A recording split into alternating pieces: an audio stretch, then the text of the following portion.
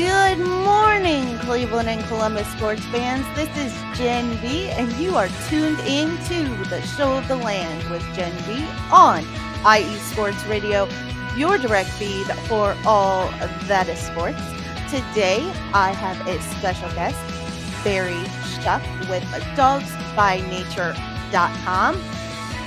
He will be joining me here shortly after we get through our intros. We are going to be talking about the Cleveland Browns and the Browns history that has been restored this past week by the NFL.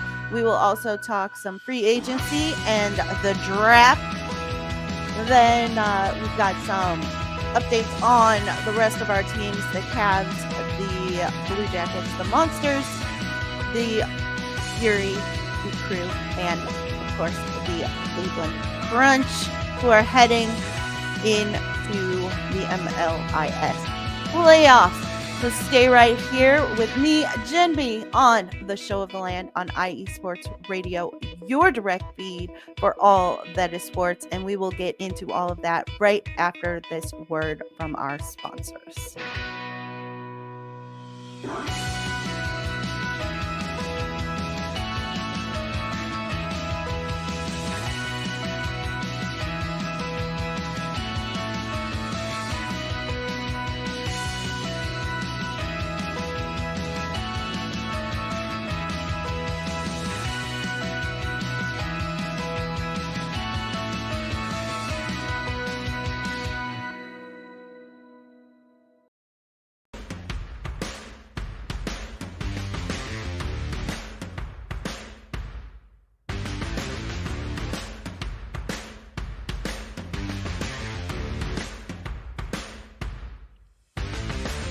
IE Sports Radio fans, this show is brought to you by Planet Jerky Premium Brisket Beef Jerky. Planet Jerky is the official jerky of the 2022 California League champion Lake Elsinore Storm, Single A affiliate of the San Diego Padres. This all brisket jerky has gluten-free options, contains no MSG, no sodium nitrate, is low in sugar, and high in protein. Go to their website at planetjerky.net and follow them on Instagram at Planet Jerky. Planet Jerky, the jerky that's on a whole other planet.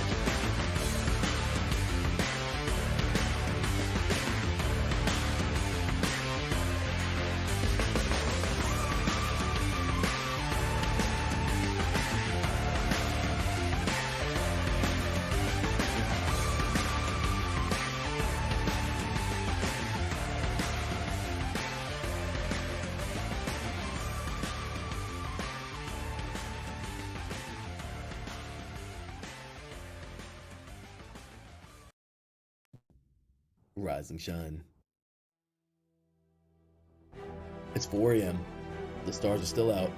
The sun is beneath the horizon, but it's time to punch in and go to work. The comfort of your warm-ups turns into the grinding out of your reps as the clinking and the clanking of the plates create a symphony of euphoria.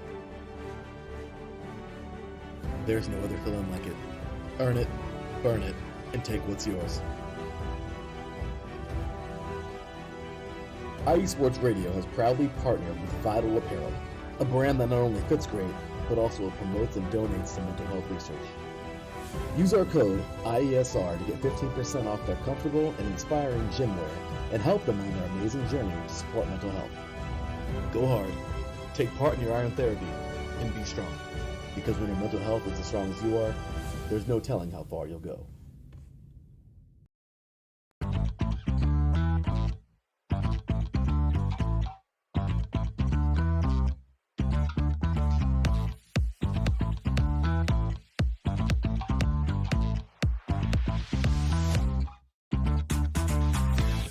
Hey there, IE Sports Radio fans. Be sure to check out our sponsor, Seal the Deal Wax Seals by Cecilia B. You just finished your very own wedding or baby shower invitations and you're looking for that extra special touch? Maybe you just wrote a letter to a relative or a friend and you want to add to their smile when they receive it. Then seal the deal with Cecilia's handmade sealing wax stamps for your invitations, letters, and gifts. You bring the deal, we'll bring the seal. You can find them on Instagram at sealthedeal_wax stamps and on Facebook, Seal the Deal Wax Seals.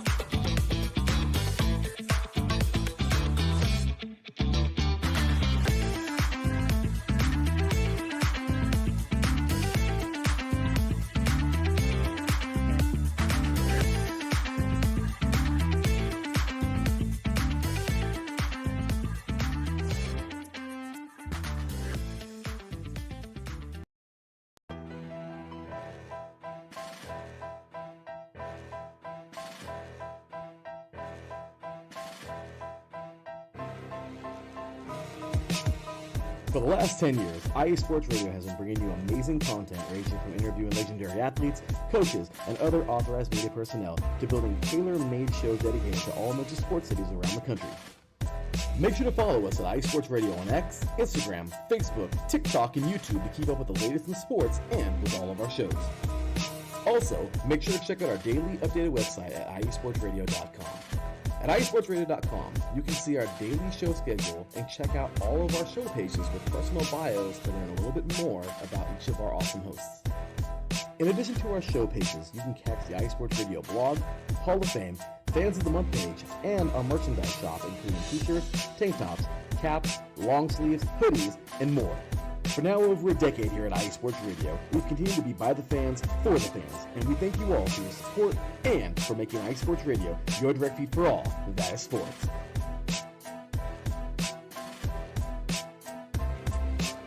Welcome back to the Show of the Land with Jenn B right here on IE Sports Radio, your direct feed for all that is sports. Head on over to iesportsradio.com to check out all of our shows and our hosts and our merch shop. Here we are. It is Sunday once again. Thank you, one and all, for joining me on the Show of the Land right here on IE Sports Radio, your direct feed for all that is sports.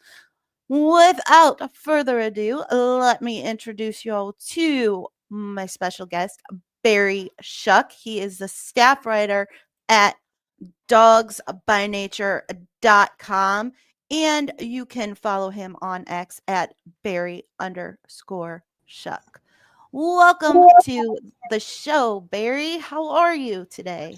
I am doing well, Jen. I just been spending all weekend watching Final Four basketball, men's and women's. It's with some amazing games and surprising games. Yes, it has been. I my bracket was busted like way back in like the second round. You know, long time ago. I think. Oh yeah.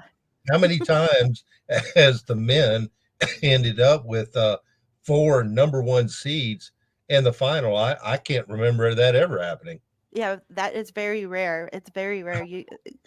There's generally a lot of upsets in the brackets, but it didn't happen this year. Always. Crazy. So how are you? How are you? How am I? I'm doing all right. All right. I'm trying to sort out all the silly season news that's been coming out.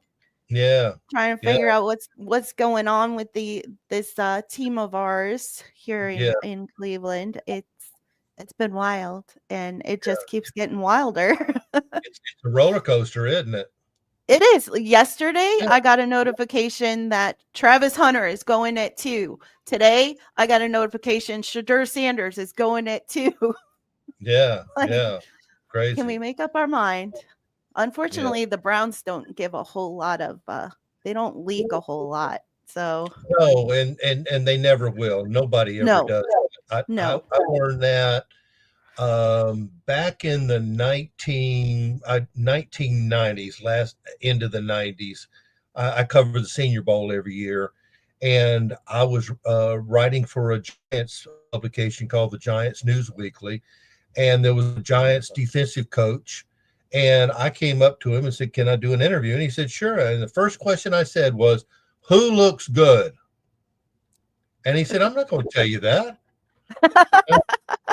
And I said, why not? He said, well, if I told you that, then everybody else would grab the guy before we would get the guy. Right. And I'm like, oh, yeah. Yeah.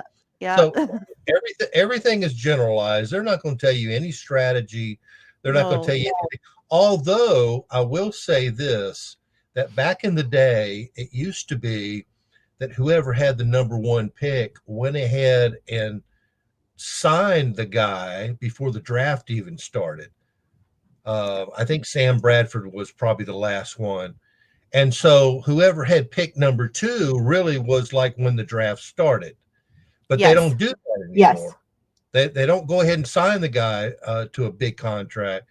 But when Colorado had their pro day this week, the Tennessee Titans, they canceled their workouts with both Shadur Sanders and with Travis Hunter. Oh, they canceled with Travis Hunter too? Mm-hmm. So I wrote an article about 3 weeks ago that said the Titans are going to take Cam Ward, and this is why. Last year they drafted offensive lineman. The year before they drafted offensive lineman. They last year they had gotten a center in free agency. Well, this year they signed Dan Howard from I think the Steelers as their left tackle. Well, you know they have the best offensive line coach in the league in Bill Callahan, right? Absolutely, they sure do. Yeah. Okay. Well, they've got their offensive. When they signed, all they were lacking was a left tackle. When they signed that kid, that to me meant all we need is a quarterback. When they signed him in free agency, I wrote a story that said, hey, Tennessee's already tipped their hand. They're taking Cam Ward. And so with them eliminating those workouts with those two possible players, the only other option would be Abdul Carter. Right. But I think it's pretty much set in stone. They're going to take Cam Ward, and they should. If they don't, Cleveland will. Right. So really, Cleveland's on the clock right now. Who are they taking? Right. Yeah. So who do you think they're taking? Abdul Carter. Okay. That's who. You know, I know that the offense needs the biggest fix. Okay. Definitely. The offense up and down. I mean, you look at the roster. We only got one tight end and we need three. Yes. We need a stud running back. We got zero. Yep. We've got we need a left tackle, which DeJuan Jones will probably be the left tackle. But how many times has he been hurt? He's played 2 years and he's been out 2 years. Jack Conklin constantly gets hurt. Right. So there's a problem. Who's our starting quarterback? We got our backup in place. Kenny Pickett, right? Yeah. I mean, we got the backup in place. We don't have quarterback 3. I think they're going to draft a young guy this year, probably in the 3rd or 4th round as our QB3. But we don't have a starting quarterback. Nope. So the offense needs tons and tons and tons of stuff. But if you got Lawrence Taylor and you know it's Lawrence Taylor, when the Giants drafted Lawrence Taylor, nobody knew he was Lawrence Taylor. He was taken 2nd in the draft. Can you believe that? Wow. I mean, Barry Sanders was taken 2nd in the draft. Michael Jordan was taken 2nd in the draft. Emmitt Smith was taken 21st. So, you know, nobody knows. LaDainian Tomlinson was taken in the lower half of the first round. So you just Joe Montana was a 3rd rounder. Brady was a 6th rounder. Bart Starr was a 17th rounder. You just don't know. But if you know that you've got a Lawrence Taylor coming out and it's Abdul Carter, you take him. Now, I know he's got a foot issue. I know that came up in the combine. I did a complete article about it when it came out during the combine. But the dude was playing with this foot issue, and either he just played through the pain or he didn't care, or he didn't even know it was there. Right. So, and here's the other thing, Jen, is while he was there, he conferred the very next day with all the specialists. What they do at Indy is the first thing they do with all these players is they make them go through the medical procedure. They test everything, Yeah. and they have cardiologists and they have oncologists and they have foot doctors and orthopedic surgeons, and they have a whole they have 6 different rooms of doctors that they put Wow. all these players through before they even hit the field, before they even do any workouts and lift any weights and run a 40. And when they found that, and he conferred with them the very next day, and they said, we don't think you need surgery. Good. So, I mean, if you got a splinter, do you pull it out or you just leave it? Usually you pull it out or it gets infected. Yeah. Yeah. But if it's a minor issue, if they drafted him and he went ahead and had surgery, that would give him time. I don't know before training camp, but that would give him time before week 1. And if Right. he's that type of a stud, I tell you what, Abdul Carter is a problem on every down. I've watched a lot of film on him. Yeah. He's a problem on every Yeah. down. And and it's not like he played in the MAC. He didn't play No. in the Southern Conference. Right. What conference did he play in, Jen? Big Ten. Yeah, I mean they're good teams in the Big Ten. Yes, there are. The national Good champion is in the teams. Big Ten. Yeah, I mean if you're winning the national championship in the same conference, and if he didn't complain about it, maybe he didn't even know about it. Right. So And we have a so defensive end with foot issues. And I mean, he's yeah, probably the best player in the NFL. So, yeah, absolutely. And we've tried. We got Alex right there. We've got, I think, who probably would play over him is Isaiah McGuire, and he was what, a 5th, 6th rounder, yep. which has nothing to do with nothing. If you play, you play, and if you ball out, you ball out, no matter where you've been drafted. But still, if you got Carter on one side and Miles on the other side, if we can fix the defensive tackle situation, we've got Shelby Harris from last year.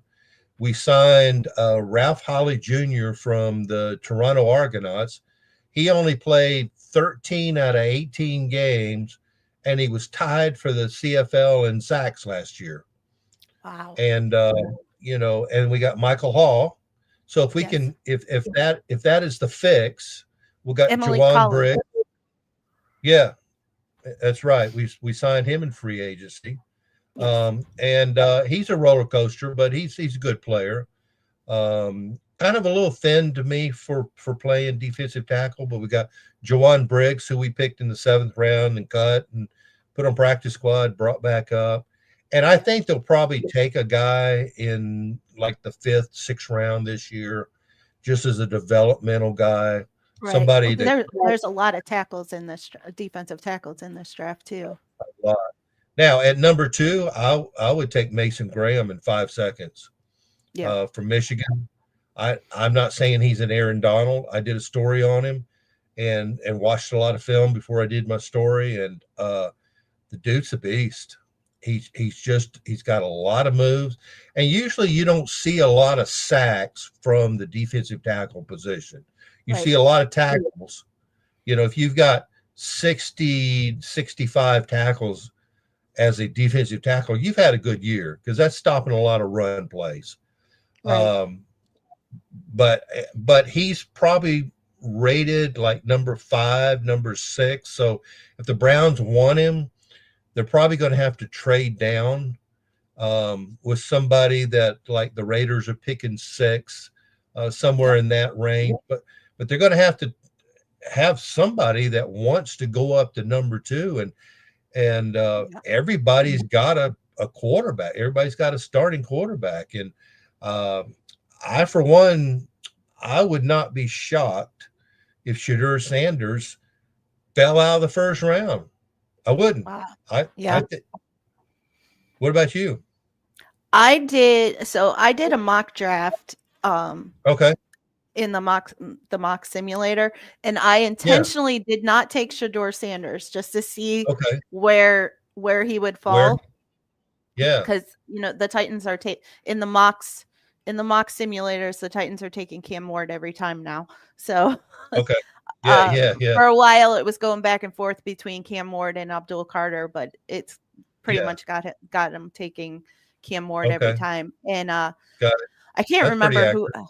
who I took. I might have taken Abdul Carter. I don't remember, but Okay.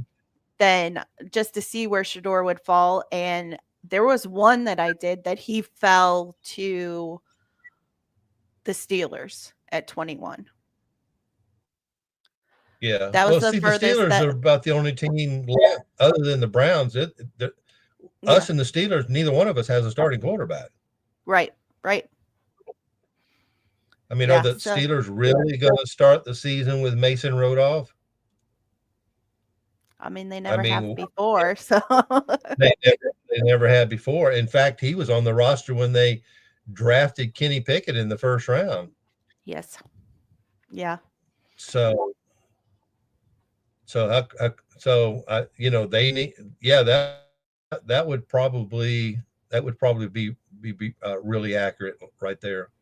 Yeah, I did a So, couple yesterday just to see. Cuz I saw a report after the Colorado thing, where almost everybody for the Browns organization was there.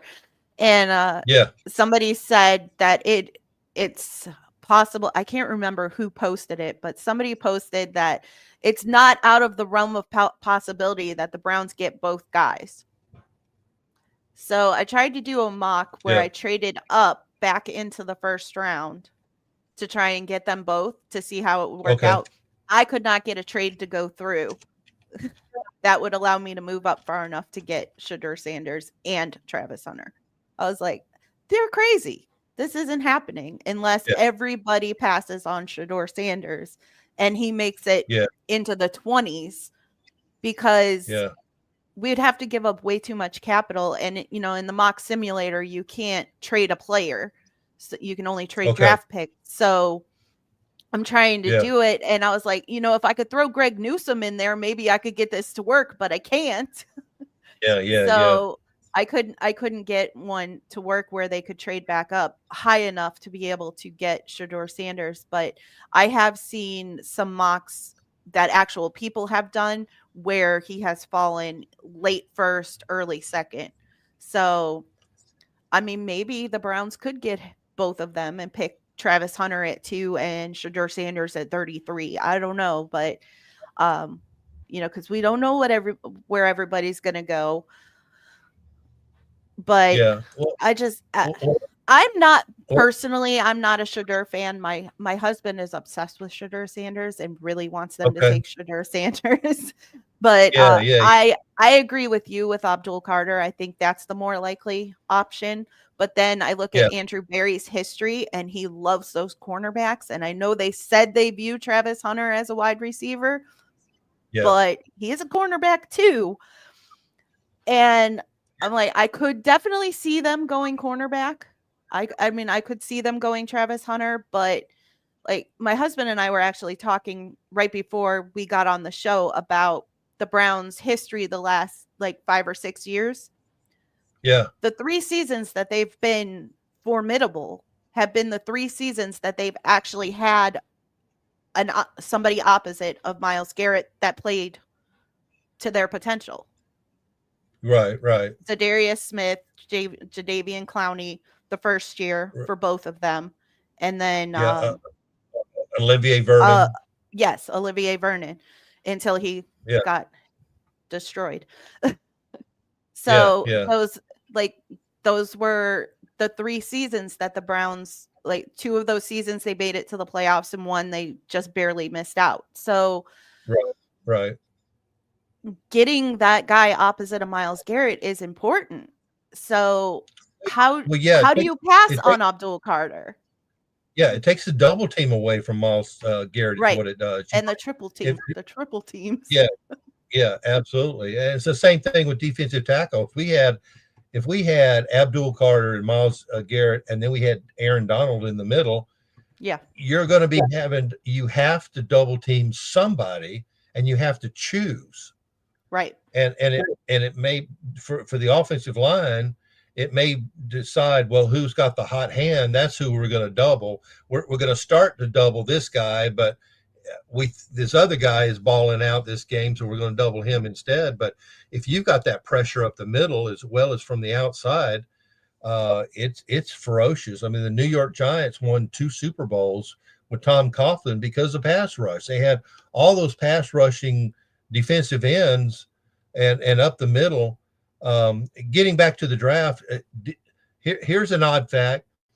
And you were talking about Andrew Berry loves cornerbacks. The reason he does that is he played cornerback in college himself. Yes. And But so he did Kevin he has had Stefanski. 5 yeah. He has had 5 drafts, Andrew Berry. Every single draft, he has drafted a defensive back, either a safety or a corner, and a wide receiver. Every single draft. So we know that's going to happen at some point. It just depends on where he is going to draft a cornerback. I think the highest one he took was Martin Emerson. Yes. No, excuse me, Greg Newsom in 2021. Oh, no, you're right. Yeah, Greg Newsom. Yeah. And then Martin Emerson in the 3rd round in 2022. So Yeah, he and will I take it. remember that one. We were at the bar watching the draft, and they picked Martin Emerson, and my husband and I looked at each other and were like, "Who? Yeah. Who is this guy?"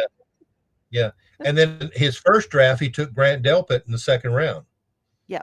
So he has taken quite a few defensive backs pretty high. I'm not sold on Greg Newsom myself. I think Martin Emerson is a really, really good defensive back. I think he had a down year last year, but he'll rebound. He's a fighter. He'll be back. The season before in 2023, I was shocked he didn't make the Pro Bowl. I was waiting he had to a see his phenomenal name. rookie season. Yes. Yep. And When he started playing, we were like, "Oh, that's what Andrew Berry saw." Okay. Yeah. We're you think about okay it, with this pick.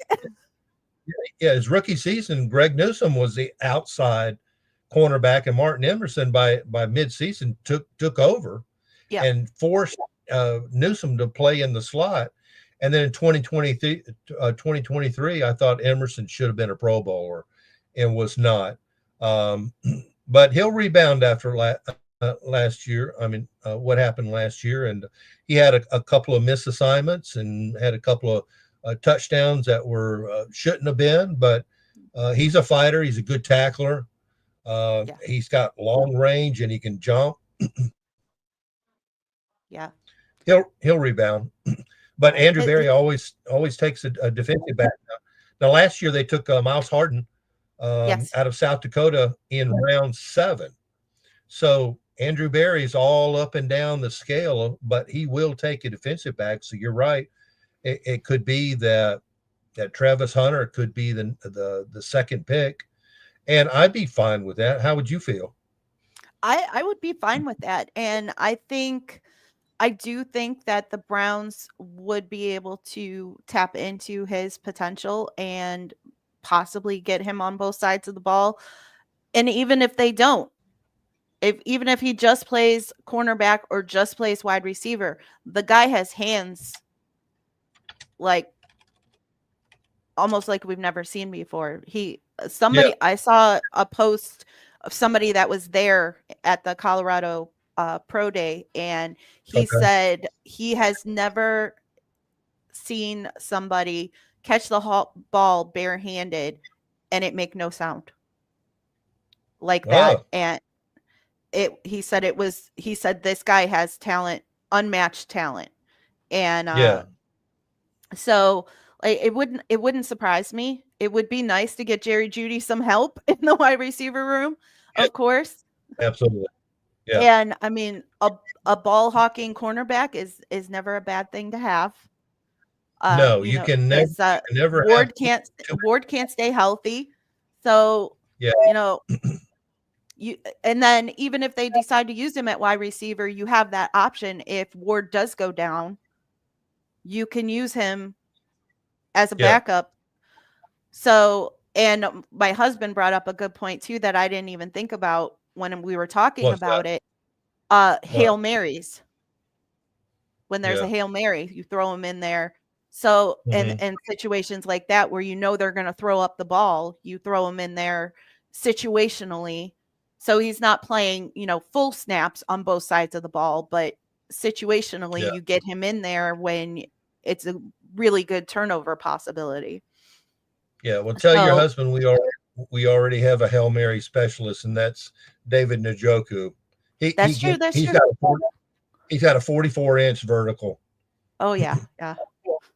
Think about But that, Jen. he Jump meant he meant when the straight other up. team was going to Hail Mary.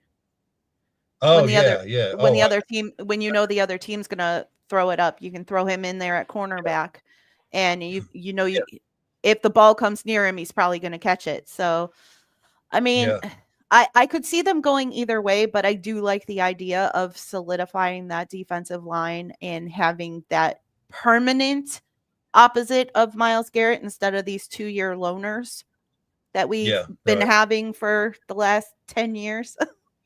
7 Yeah, years, yeah. 8 No. years, however long it's been. Hmm. But Yeah. here is an interesting question posted in the chat. Maybe the Okay. Browns get Jackson Dart in the second round to boost their quarterback room. What are your thoughts on that one?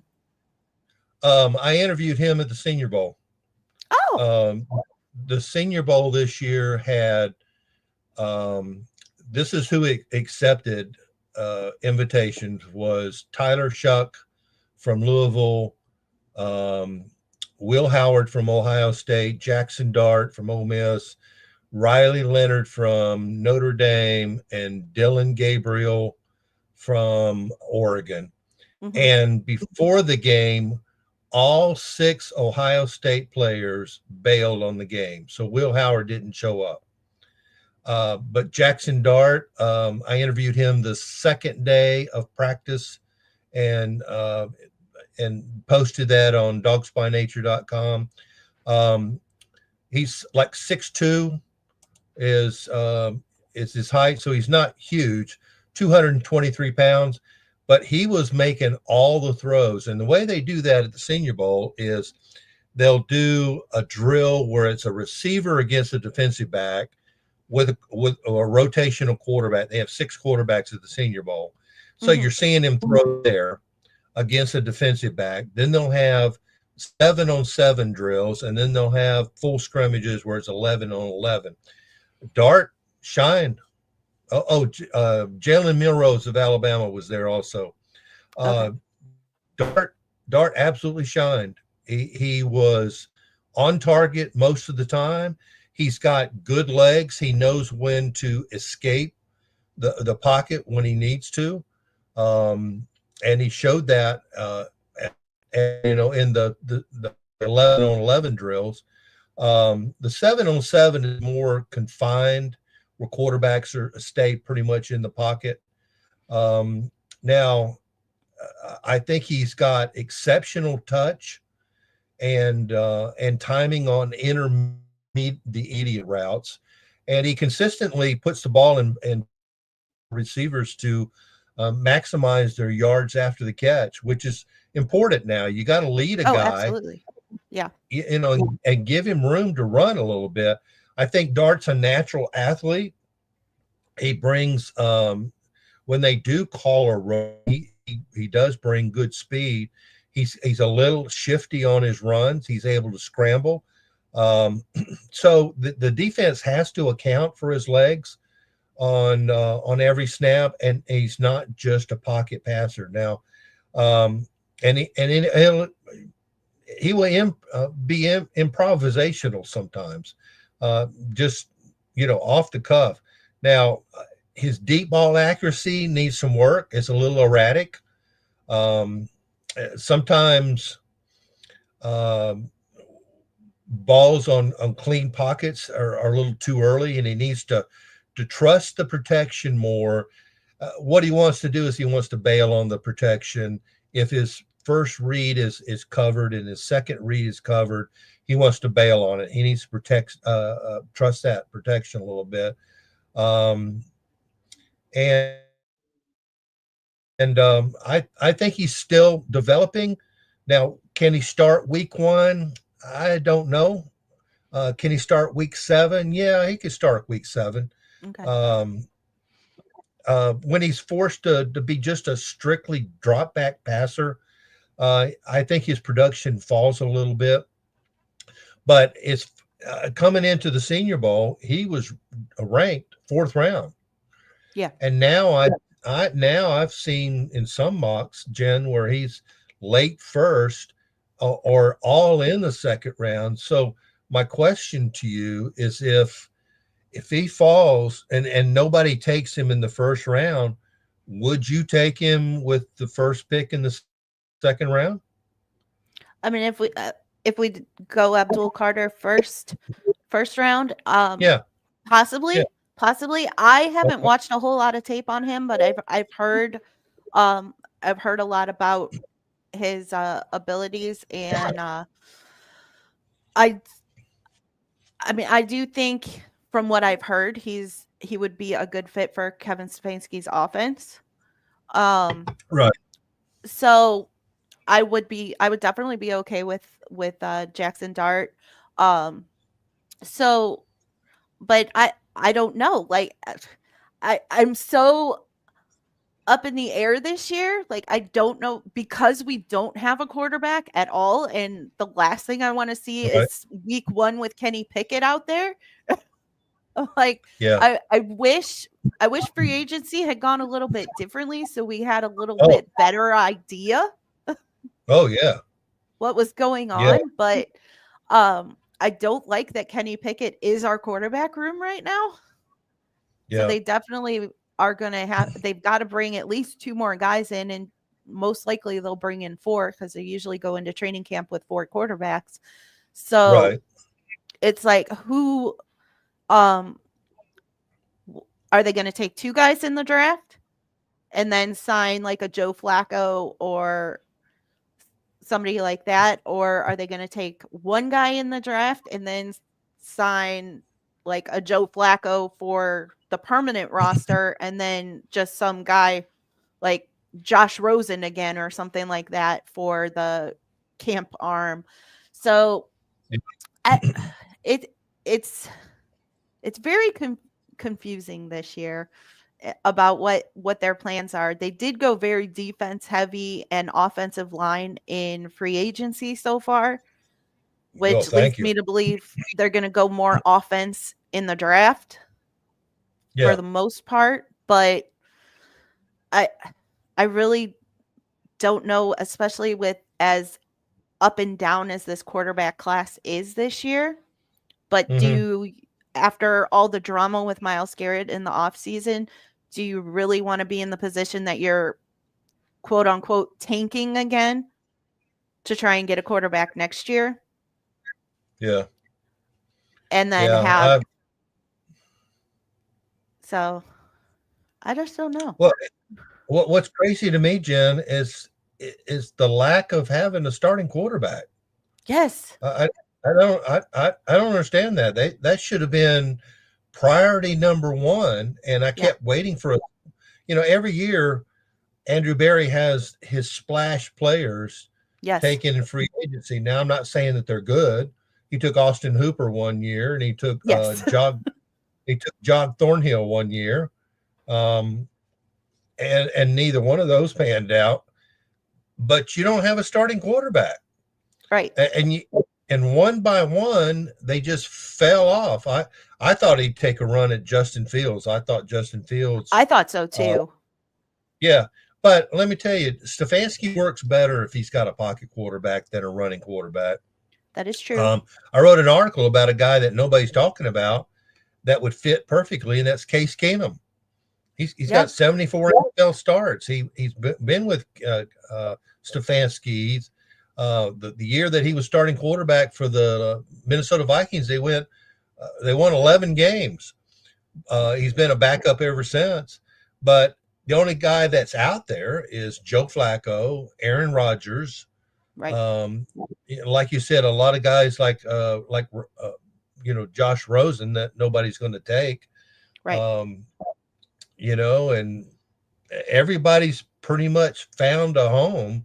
Yeah. Once Russell Wilson signed, that was kind of it. So what I expected was they would bring in a guy for 2 years, sign him on a 2-year deal, Yeah. then have Kenny Pickett as your dependable backup because you got to have a guy that's got experience.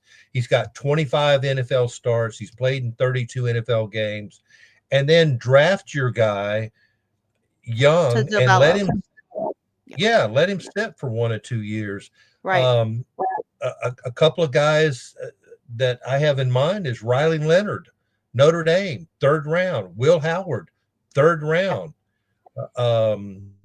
Curtis Rourke from Indiana, probably get him in the 4th round. I tell you what, at the Senior Bowl, Dylan Gabriel was the most week 1 ready guy, but I personally would take Riley Leonard. I loved him. Did Yeah. an interview with him too, and he's just a stand-up guy. He's accurate as he can be. He's got good body, 6'4", 216. So he's got the body size that you want. A lot of guys. I understand Joe Montana was 6 foot and Russell Wilson's 5'11". I got that. Dylan Gabriel is 5'11". I looked him right in the eye.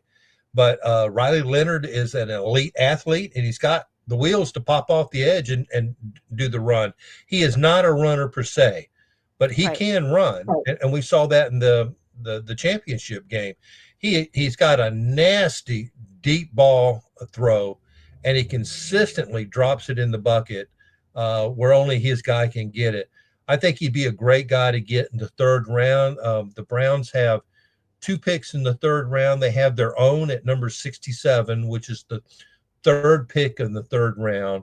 And then they got the Buffalo Bills pick number 94 later in the draft. I think if you take that 1st pick in the 3rd round and pull the trigger on a quarterback, whoever that is, whoever they like the most, Will Howard be another one. I would have no problem with him at all. And of course, he's a big kid. Now, I who would had have a no bad problem season? with him either. Yeah, he did. Yeah. And he's very consistent. Now, who played horrible at Senior Bowl was Jalen Milroe. Yes. They're talking about him going in the 2nd round. He was horrible. As long as he didn't have a pass rush, he was accurate. But once you started getting guys on him on 7-on-7s and 11-on-11s, he had a problem. Now, Jalen Milroe's entire game is look at his first read, maybe look at your second read, and if none of those work, take off. Yeah. Well, that's Tim Tebow. And Tim Tebow could read it. Great college quarterback, great person. But you got to be able to read a defense. You got to be able to go through your progression. In college, you can take off and run downfield. But in the NFL, you just can't do that unless you're Lamar Jackson. Right. Yes. Yeah, I would not have an issue with Will Howard either. One thing that I will say about Will Howard is the heart and the determination that he showed throughout the season for Ohio State after that heartbreaking loss to Oregon in the regular season. Yeah. And how he beat himself up over losing that game because of the poor time management there at the very end, and turned it around and took this team all the way to the national championship. Yeah. That's something you can't teach. That's something that you can't measure. And that speaks volumes. And he's very accurate for the most part. I know there's some questions on his arm strength, but in Kevin Stefanski's offense, how much do you need arm strength? Yeah, that's true. That's very true. Go ahead. Good point. No, good point. An NFL scout told me one time. He said if you could measure the size of every player's heart, the draft would last 15 minutes. Right, right. Yeah, I I was overly impressed with Will Howard, and they did a little special. I think it was right before the national championship or might have been during it, where they talked to him and his mother about how hard he took that loss Yeah, and how he rebounded from it. And that's just something that you can't measure in a player. You can't determine if that's going to come into play. And with the experience that we've already gone through with Deshaun Watson, that would yeah, be refreshing. An attitude like that would be refreshing to have in that quarterback room. But like, I mean, is he ready to start? Probably not. So who starts at quarterback then? If yeah. we wait and Well, take somebody like Will Howard or Riley Leonard in the third. yeah. Well, one thing about Will Howard, he's definitely battle tested.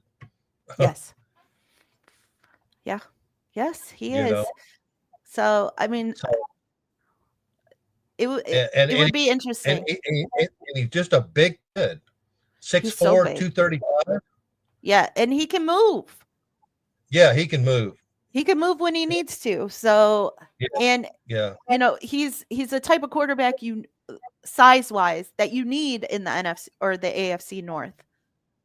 So, yeah, like somebody like Dylan Gabriel scares me in the AFC North. Like he's going to get his yeah, butt kicked. yeah. But Well, well, Drew Brees was 5'10". Joe Montana was 6 foot. There are players, Russell Wilson, Fran Tarkenton. There are yeah, players that have done well, but they had things other than height. And right. here, here's my. You want to hear my Russell Wilson story? Yes. So he was at the Senior Bowl from Wisconsin, whatever year it was, and there was about 4 or 5, 6 of us in a huddle with him, interviewing from going from quarterback to quarterback. And he was answering questions from me and from you and from this other guy. And he's only like 5'10", maybe 5'11".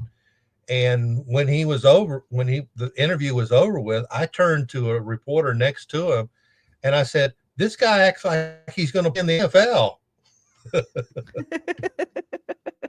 And the other guy said, "He sure does, doesn't he?" Like there's no way this short scrawny kid is gonna do anything.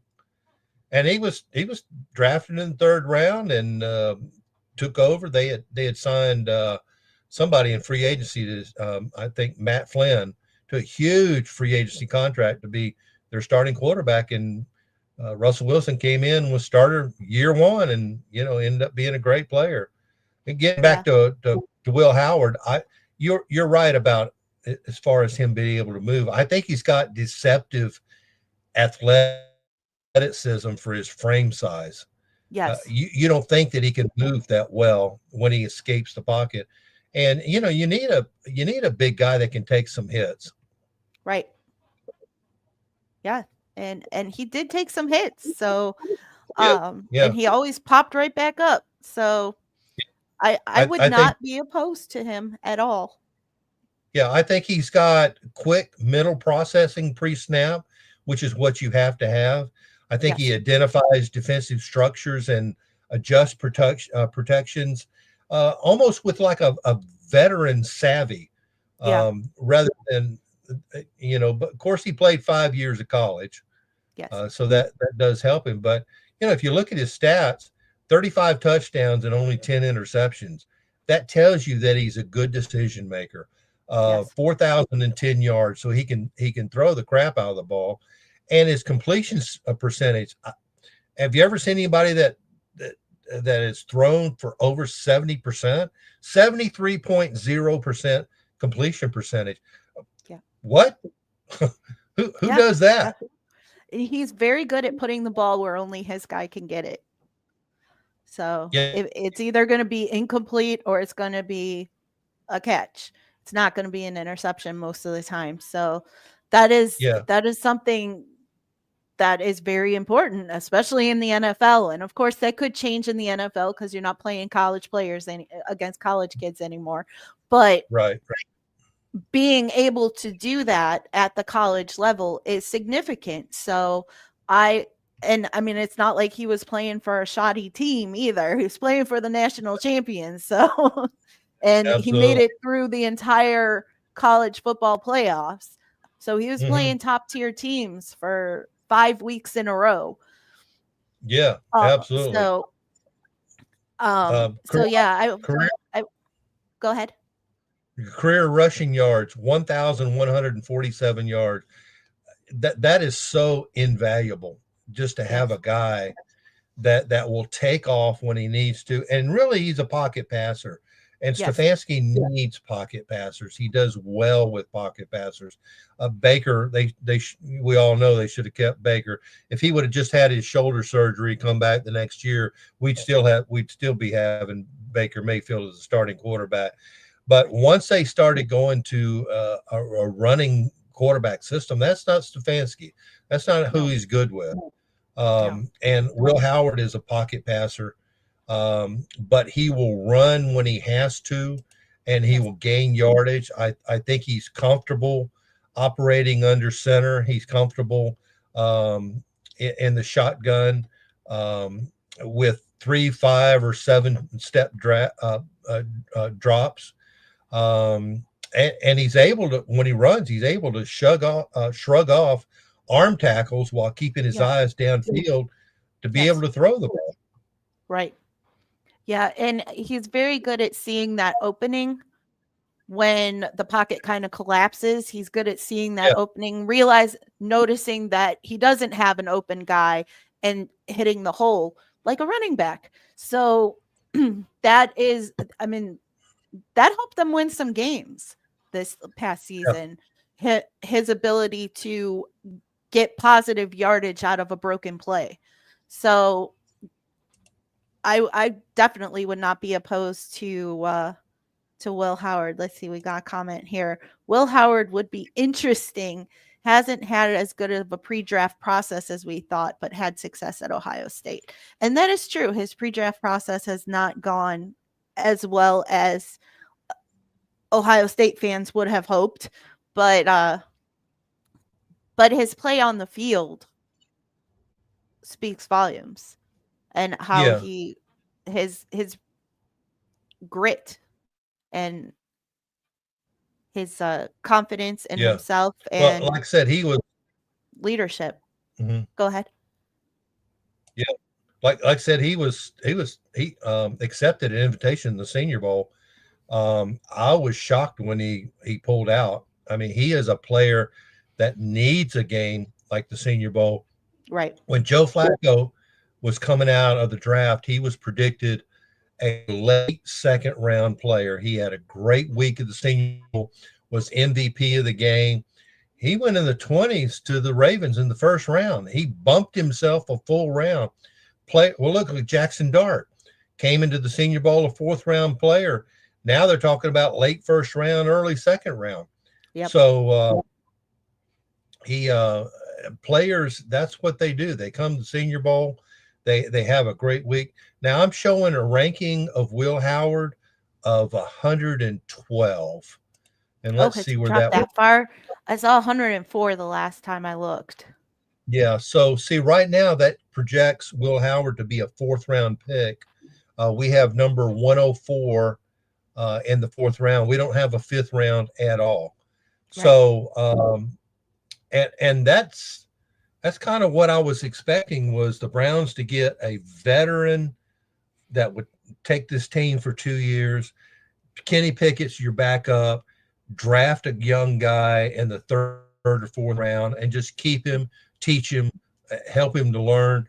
DTR didn't work out. That's what we thought would happen to DTR. He'd eventually Right. be the successor to Deshaun Watson. That didn't work out. Ship him down the road. But now we need a young guy to develop. Right. And I think round 3 and 4, if if we don't get Shadur Sanders with pick number 33, or we don't get Jackson Dart with pick number 33, I fully expect in round 3, that first pick, or in round 4, that first pick, somebody to be taken that's a quarterback position. What's your thoughts? I agree. I absolutely agree. I'll be surprised if they don't go quarterback at 2 or 33, Yeah, since they didn't get that veteran starter in free yeah, agency. But I would definitely be okay with them waiting and taking one of these other guys in the third or fourth. But then then they gotta figure something out after the draft for who's gonna be the week 1 starter, because you don't want to yeah, throw a guy like that out there, especially with a questionable left tackle. yeah, absolutely. Well, we got a questionable right tackle too. That's true. Ne- That's true. neither one, neither one of them can stay healthy. Right. I mean, they did sign Tevin Jenkins, who has played tackle in the past, but it's I am surprised that they didn't do more Yeah, for the offensive line. I mean, we knew they needed depth because we lost all of our offensive line depth to free agency, so we knew they were gonna get some depth in there, but we yeah, also lost our starting left tackle to free agency. So what are yeah. we gonna do here? I mean, granted, Jed Wills is not the answer, but he is gone. So now what? Yeah, you're absolutely right. Well, they signed tackle Cornelius Lucas, Oh, that's right. I and forgot they that, signed him too. Yeah. yeah, that's supposed to be our our answer as far as depth. But I think what he's going to do is, at first, he's going to do like play a swing tackle. You know, he's got size. He's 6'8", 327. He's got size, and he's uh, he's a 11-year veteran, so he's going into the 12th year, so he's got some age on him. I think he's 32, but he's played 129 NFL games, 54 starts. Um, so he's got experience. So Right. that's what they're hoping right there is the fill in. Don will be left tackle. Jack Conklin will be right tackle. This will be Jack Conklin's last year, by the way. Yes. They're not going to keep him going, but Lucas could take over for that. And beyond that, they got Lorenzen Thompson, Julian Pearl, and the Nigerian Roy, starts with an M. But all those are developmental guys. They've all Right. got, I think between the 3 of them, they've got like 9 NFL games played and no starts. So when it comes to Dwan Jones, Jack Conklin, and then Cornelius Lucas, after that, like, Yeah. what do we do now? Yeah. Well, they did sign Tevin Jenkins, who Yeah, he's but he's been a playing guard. guard, but he started out as a tackle. You're right, right. Well, So they a lot have of yeah, go ahead. a lot of players. Yeah, but there's It's a like lot of question Joe marks still Patel. too. Right. Yeah, yeah, yeah. Yeah, Joe this Patonio very has well played could be some his last tackle. season too. Yeah, yeah. Do you know the difference between the right side of the line and the left side of the line? The blind side and the not blind Yeah, side. yeah. So I do a lot of former player interviews, and I've interviewed a lot of offensive linemen, but I asked Dan Fike, he played in the '80s, and I asked him, I said, so what is the difference? Because he played some left guard in college, he played right guard for the Browns. I said, what's the difference between right and left? He said, where you put your feet. Yeah. I said, that's it. He said, yeah. He said, when you're on the left side, you put your left foot back. When you're on the right side, you put your right foot back. He said, now the striking of the hands is different. It's totally different because when you're on the left side, the first thing you strike with is your closest hand towards the guy, which would be your right hand, and when you're on the right side, you strike him with your left hand, which is the closest hand to him. But he said that's it. He said, and the difference between guard and tackle is what the guard have help, and they're more of a teamwork oriented. You work with the center, but you don't work with the tackle that much. He said the tackle, you're on an island. Right. He said once you're out there, he said it's just you and that defensive end. Once in a while, you'll get a tight end to help you if you've got problems, or if it's a guy like TJ from the Pittsburgh Steelers. TJ Watt, yeah.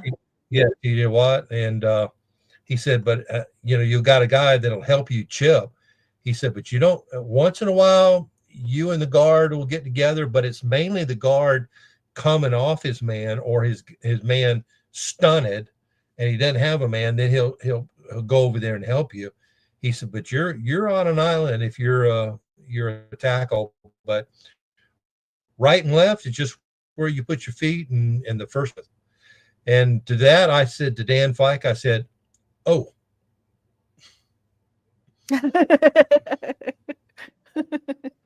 Yeah. I mean, okay. I mean, if that's how they view it when they actually play it, I guess that's all there is to it, right? Yeah. He said, if I played tackle and lined up against Miles Garrett, he said, I guarantee you we'd have me with a tight end every single play. Yeah. And the tight end would either engage and stay engaged, or he would chip him, hit him one good time before he goes out on his route. And then it's up to me. Yeah. So he said, that's the way it is. So well, I did it. I did an interview with Joe Thomas before his Hall of Fame induction. And I said, do you trash talk? He said, no. He said, I'm pretty quiet during the game. He said, but there's a lot of guys that trash talk. And he had one of the greatest quotes I've ever had. He said, I said to these guys, he said, you can talk all you want, but you're still not getting around me. Oh, that sounds very Joe Thomas-esque. Yeah. Hey, listen to this. Joe Thomas told me that he had problems keeping weight on. He was listed at 310 pounds. He said, but they wanted me to be 330. He said, I just couldn't do it. He said, my natural weight is about 280, but I had to be 310 pounds. Listen to this. Every night during the season, before he went to bed, now this is after dinner. This is after he helps his kids with their homework and soccer practice.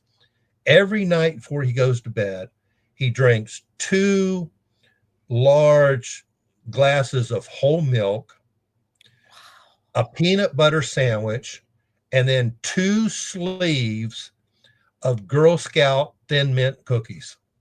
Wow. Wow. Every night. Well, he said that's the only way I can keep weight on.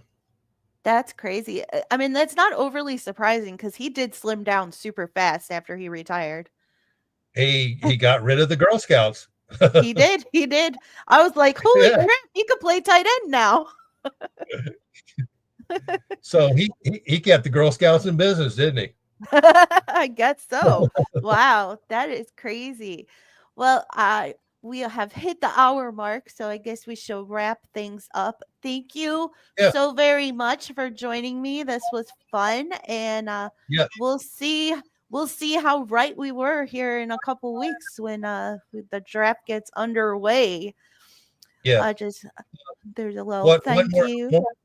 One more thing I'm going to add to you. In the second round, I would love for the Browns to pick Omarion Hampton out of North Carolina as a running back. Now, I think he was a secret, and now the secret's out because I've seen him in the bottom half of the first round. 1,660 yards last year. The dude is an absolute beast, just a beast. And if we could sign Nick Chubb to a 1-year deal and get Omarion Hampton as our back of the future, either take Travis Hunter or Abdul Carter in the first round, that, and then take a quarterback in the third, I think the Browns would be turning a corner. But I thoroughly enjoyed my time with you. It's been a great experience for me. I enjoyed myself. Dogsbynature.com. We have articles every day. We've got some really good writers. We got about 6, 7 writers, and we post stuff every day. It's almost like picking up your daily newspaper where you read something today and it's gone tomorrow. And we cover everything. If something comes out like Shadur Sanders wasn't going to work out at the Pac-12 combine, we wrote a story about that. So whatever news comes out about the Browns, we're on it. It comes out every day, dogsbynature.com. But Jen, I thoroughly enjoyed my time with you. I appreciate it, and thank you so much for joining me on the Show of the Land. And we will hopefully have you back here in the future. I appreciate you All so right. much for joining. So have a fantastic rest of your weekend and a great week coming up. Okay. All right. Go Browns. Go Browns. All right, y'all. I am going to take a short break, and then when I come back, I will do a quick rundown of what has happened with our other teams throughout the week, and then we will wrap up the show.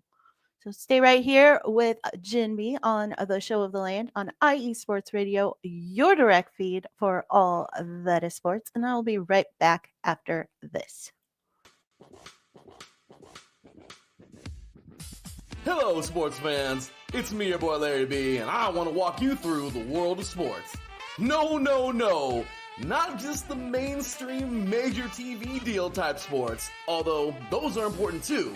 But let me be your guide through your journey of all sports, from college to the pros, the minors, and everything in between. Each week, we are talking sports galore with true diehards just like you from a hardcore fan's perspective that's sure to quench your thirst around leagues you may know all too well and some you may even discover here. That's right, sports fans. If you love sports of all kinds, enjoy hearing amazing sports stories, and respect all sports because you know how difficult any of them can be to play or compete in, then this is your show. Join me, your boy Larry B, on the defining moment each week here on IE Sports Radio, your direct feed. Sports fans, do you like teams that are tough, cities that are tougher, and fan bases that are passionate about their teams? How about teams that are historic and stadiums that are iconic? Then you belong in Chicago, and you need to check out Chi-Town Weekly. Join me, Adam Kernan, every week as we keep up with all things Chicago sports. Bears, Bulls, Blackhawks, Cubs, White Sox. We'll cover them all, plus more. The Windy City is always buzzing, and we'll keep you up on all the big games and major stories. So tune in to Chi-Town Weekly every week right here on IE Sports Radio, your direct feed for all that is sports. Welcome back to the Show of the Land with Jenn B on IE Sports Radio, your direct feed for all that is sports. Shout out once again to Barry Shuck, staff writer for dogsbynature.com. Thank you so much for joining the show and talking Browns free agency and draft with me. That was fun. Now, just a couple more points with the Browns that we didn't get to. It was announced this past week that the Browns will have joint practices in preseason this year with the Carolina Panthers and the Philadelphia Eagles. Those will be weeks 1 and 2 of the preseason, and they will be in Carolina and Philadelphia respectively. Also happening this past week, the Browns' history has been restored. The NFL announced this past week that the AAFC stats and championships, etc., will now be included in NFL stats and history, which makes the Browns the third highest championship winning team in the NFL. It also makes Paul Brown the seventh winningest coach in NFL history. And it also increases stats for players like Otto Graham, Speedy Mac, among others. Barry actually wrote a really nice story about this. You can check it out on dogsbynature.com. But this is significant news for Cleveland Browns history because that 5 years in the AAFC was not counted for the Browns' stats and their players' stats or their coaches' stats, as is shown with Paul Brown. So this is definitely significant news for the Cleveland Browns franchise and its former players. Now, that is it for the Browns. Now, since we're already past an hour, I'm just going to do a quick rundown of how our teams did over the past week. The Cavs are now 62-15. They beat the LA Clippers on Sunday for their 60th win of the season. And then they also beat the San Antonio Spurs and the New York Knicks this past week. The magic number for clinching the number 1 seed in the Eastern Conference is 1. And that means they need 1 loss by the Celtics or 1 win by the Cavs. Either of those will work. The Cavs play again tonight at 6 p.m. Eastern against the Sacramento Kings. So hopefully they can just win that game and be done with it and not worry about what the Celtics do. Now for the NIT, the women's NIT, Cleveland State sadly did get knocked out in the Fab Four. They did beat Purdue Fort Wayne on Monday, 76-65, but they lost to University of Buffalo, 74-69 in the Fab Four, thus ending their season. The Blue Jackets has been nothing but bad news and Elvis sucking. Sorry, but that's true. It's the truth, yo. It's the truth. The Blue Jackets did get 1 win this week. They beat the Nashville Predators 8-4. Kirill Marchenko had a hat trick in that one. Sean Monahan and Adam Fantilli also each scored 2 goals. But then it was loss after loss. Thursday they lost to the Colorado Avalanche 7-3, and then last night they lost to the my notes say the Toronto Marlies, but that would be the AAHL team. They lost to the Toronto Maple Leafs 5-0. Elvis was in the net for both of those games. In the Avalanche game, he was replaced by Tarasov after giving up the 7th goal. He broke his stick over the crossbar of the net after giving up the 7th goal, went to the bench to get a new stick, and was told to head on to the locker room. Now the Blue Jackets' playoff hopes are dwindling after those 2 losses. They are now like 6 points out of the final wild card spot. So not looking good, but they do have 3 games coming up this week, or 4 games, 4 games coming up this week, tonight and Tuesday against the Ottawa Senators, Thursday the Buffalo Sabres, and Saturday the Washington Capitals. It was originally thought that Ovechkin might score the goal to surpass Wayne Gretzky in Columbus, but he only needs 1, so the likelihood of that happening is much smaller. The Monsters had a great week, winning yesterday and Friday over the Wilkes-Barre Scranton Penguins 7-1 on Friday and 3-0 on Saturday.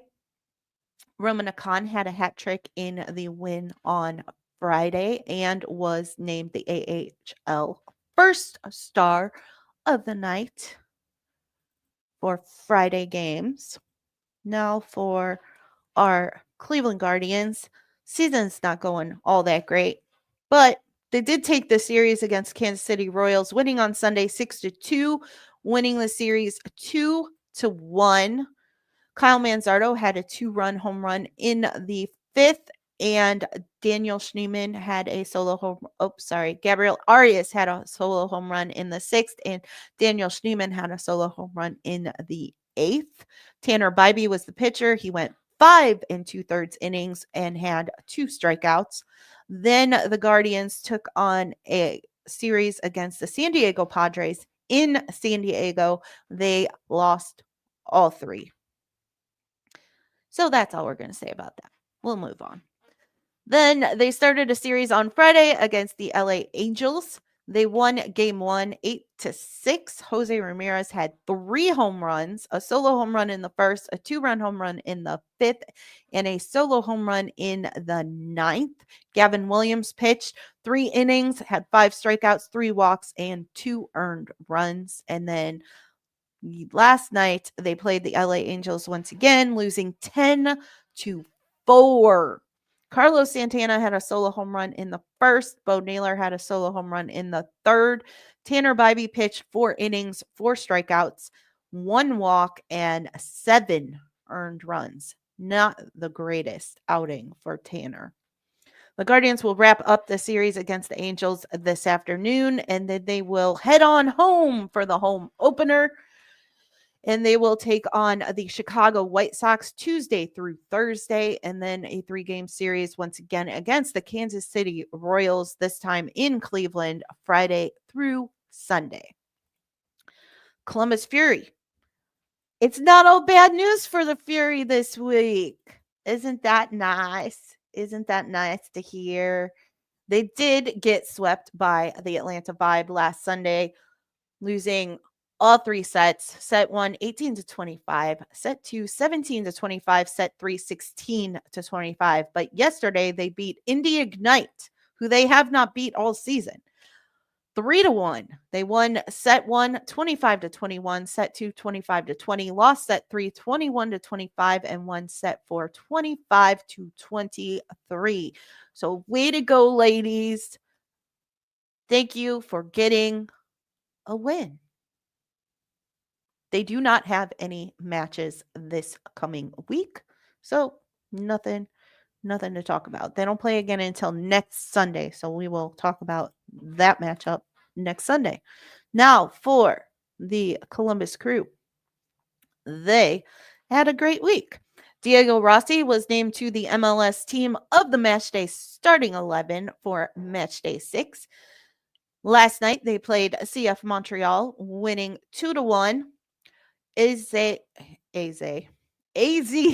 Jackson scored a goal in the 11th minute, and Jason Russell Rowe scored a goal in the 26th minute, and that was all they needed. Jason Russell Rowe was named man of the match, and they also do not have any matches this week.